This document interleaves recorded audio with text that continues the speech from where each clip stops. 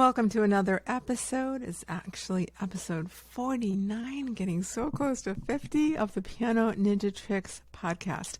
Hi, I'm Lisa Spector, your piano ninja and your host. I am here to make everything easier for you at the piano. If you're listening and not watching, you don't know I'm not in my piano ninja costume, but I'm in a kind of festive holiday bright gold shiny jacket and back from a holiday event, and thought I would just stay in this and not be in my piano ninja costume as we are getting ready for today launching the Holiday Harmony Challenge. If you want minimal practice for maximum results, the 12 days of Holiday Harmony start December 12th and go until the 23rd, and it is a way to de-stress your holiday season while getting in your time at the piano, but making it super productive, enjoyable, stress-free time. Go to lisaspector.com/harmony. There is still time to sign up for the free challenge. This is not one of those typical challenges. It's going to be hours every day. It's nothing like that. It's 2 minutes a day. It will take 2 minutes a day. I'll be delivering audio messages via Telegram, inspirational messages with practice prompts to get you focused on your practicing. And I will never tell you to practice more, and I will probably tell you to practice less, but practice smart, and I'll be giving you insights on how to do that. And we'll be sharing our wins and celebrating our successes through this 12 days of Holiday Harmony. So hope to see you there. So today's topic is very appropriate for this Harmony Holiday Challenge, which is how to have productive micro practice sessions. I'm going to talk about some research of why short sessions are actually more productive for you. And if you've noticed, I didn't start with my typical Schubert, started with a Steinway book arrangement of O Holy Night, and just thought it was just time to get into the holiday season. So what are micro practice goals? So it often feels like we often are blinded by feeling like, oh, I'm going to feel more confident in my music if I just play through it.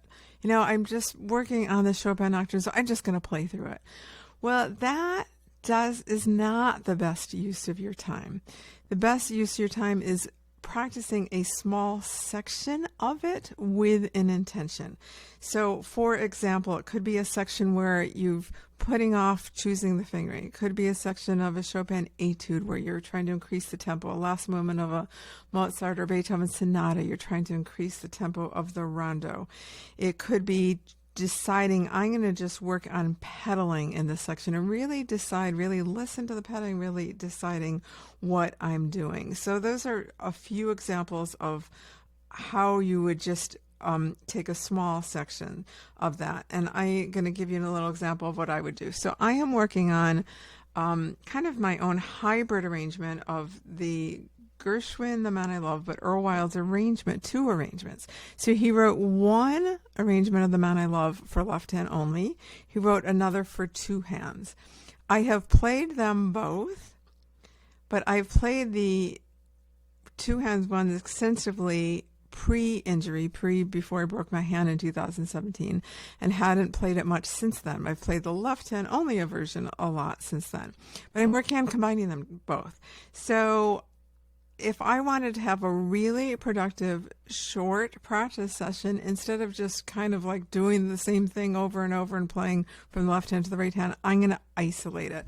So here would be an example. This section of where I go from the left hand into 2 hands, I'm going to start with, hands separately is always a good idea. So I generally start, when I have a piece for 2 hands, I almost always start with the left hand because that gives you the harmony, it's like the support, it's the base, it's the trunk of the tree, it holds up everything. So I am going to play just the left hand of this section, and if you have listened to my podcast before, you know I always using cyclical rhythm, meaning you're going to hear the rhythm, the beat going when I'm stopping between sections.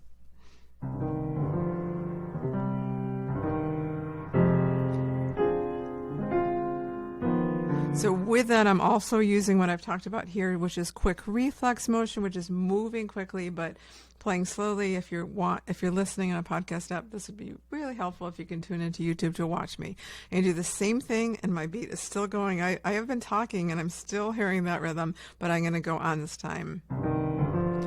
So I'm jumping fast, but playing slow.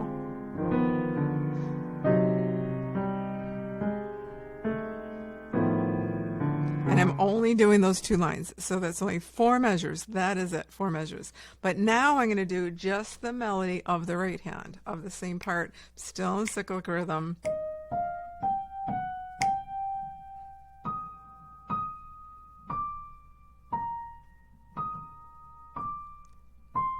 I'm just planting this in my ear so I have a direction of how I want that to sound.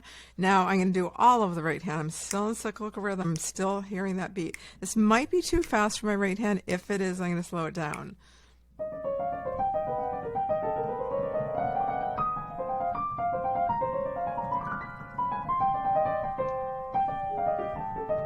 So it's sloppy, and that's okay. I'm not judging myself. It's really important. Don't judge yourself. Just it's information that tells me I need to make it easier. One of the 3 ways to make this easier, I'm holding up a sign that says, how can I make this easier, is to slow it down. So I'm going to take a slower tempo with just the right hand.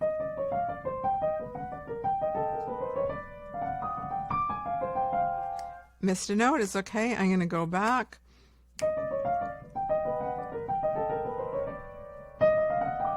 I didn't like that. I'm going to slow it down a little more.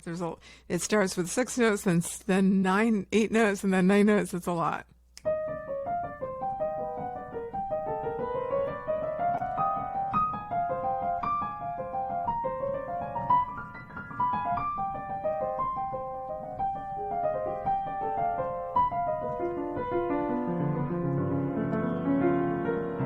So that needs a little bit of work, but that's good. It's information, and I would do that. I think I can keep that tempo, but get the accurate notes. So if I were on my own and not on camera and not taking your time, I'd spend more time with that. I wouldn't at this stage actually be, if I had 20 minutes, and we're going to talk about why you want to practice in 20-minute sections, is I would not do the whole thing. I would just do that section. I'd gradually increase the tempo, then add both hands, and then I would do the same thing for the next bars. So there is research, this is scientifically proven, that we focus better when we focus intensely for short period of times. So there's a little bit of an older research, I think from the, I don't know, maybe 30, 40 years ago, called the Pomodoro effect, which takes 25-minute sections. You focus on one thing for 25 minutes, then you take a break for 5 minutes, and then you go back. So we're going to shorten that to 20 minutes. A lot's changed in the last 34 years. We're bombarded by information, and what I just talked about was focusing on one thing. So I'm not talking about playing through this etude over and over for 20 minutes. I'm talking about isolated sections and have intention, set my intention of what I want to practice. So it's like really getting those notes in the right hand would be it for me. And then in the Pomodoro effect, it's spaced repetition in education. So you could apply that to, let's say you're working on a Mozart sonata. You could take the left hand by itself, do 4 lines of it, probably 8 or 16 measures, and do that in repetition and keep the rhythm going. Then do the right hand. If the right hand has 2 voices, you might separate that and then put the 2 voices together, and then 3, however many there are, and then put it all together and gradually increase the tempo. So it's one of the things that we will be talking about in our Holiday Harmony Challenge. I'll be giving prompts of how to practice in small sections to get maximum results. When I talk about the piano ninja tricks, I've talked here about cyclical rhythm is one of them. Quick reflex motion is another. How to correct correct incorrect notes. So all of those would fall into the category of doing one thing at a time, doing one of them, and then adding the second one after you've had the first, then adding the third after you have the first two, etc. And you're just working with a student today, David, who is going to play in public. He didn't start music till he was in his piano until he came from a voice background, but didn't start piano till he was in his 40s, had been singing in a choir before that. But it's very impressive that what he's done. And he played this second Bach invention for me. He's playing it in a small public setting with a few people in a couple weeks. And he had it. I was so impressed. It was all one tempo. I played it through. I was like, David, this sounds great. And he said, how did you do that? Well, he took the piano ninja tricks and applied one at a time by basically slowing down. He excelled faster by slowing down the piece, because previously he had played sections of it faster and then sections of it slower. That never works, because the easier parts get faster and the harder parts either stay the same or get slower. So he slowed down the whole thing to make it all one tempo and really got it together pretty quickly in that with that approach. So these are some of the things we'll be focusing on in our 12 Days to Holiday Harmony. I hope you'll be joining us. And we'll be talking about consistent, focused micro practice leading to maximum results. I am going to have you also, when you join this challenge, I'm going to have you focus in 20 minutes. So you can do 20 minutes, and if you need to, take a break and do another 20 minutes. But I bet anything you could get a lot done just in 20 minutes if you were just focused on one thing. The other thing I'm going to have you do is not practice for those 12 days in a row. I never practice without taking one day off in a week. So I'm going to advise you, I'm going to give you prompts for going out and enjoying nature. I am fortunate, live in California. The weather's been gorgeous. I just explored the most gorgeous state park maybe I'd ever been to. It was along the ocean. It was so spectacular. And Point Lobos and south of Carmel, it was just extraordinary. It was a crystal clear day, so that helped. I saw lots of sea lions. Other times of the year I'll see whales. And I came back to the piano after 3 hours out hiking and walking. I came back to the piano so refreshed and so eager to play again. And I completely unplugged from technology.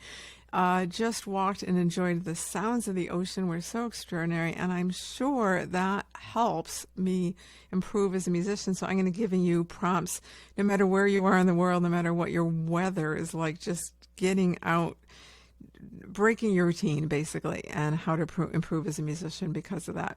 So really looking forward to helping you through this 12 days, because I want you to have a very stress-free holiday season. And we are going into, it's so fun. I'm Jewish, and this year is very rare that Hanukkah falls on Christmas. It's only happened one other time in my life.